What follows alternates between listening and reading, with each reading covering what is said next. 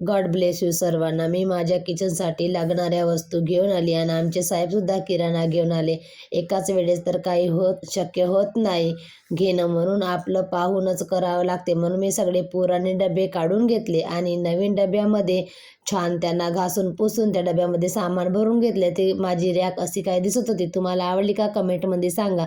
नंतर आमच्या घरी आला फोन. मग मी केली तयारी, कारण जायचं होतं बाहेर गावला. मग माझी फॅमिली आली गाडी करून. मग त्या गाडीमध्ये मी पण बसून गेले.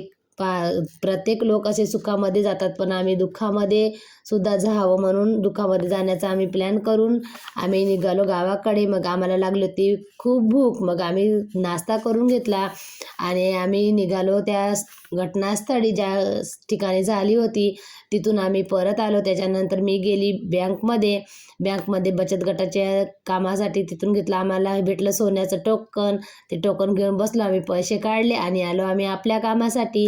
मी माझं थोडंसं बँकमधलं काम केलं आणि नंतर आलो आम्ही ऑनलाईनमध्ये. तिथं मला लाडकी बहीण योजनेचे काही पैसे आले नाही, तेच विचारासाठी आलो होतो आम्ही.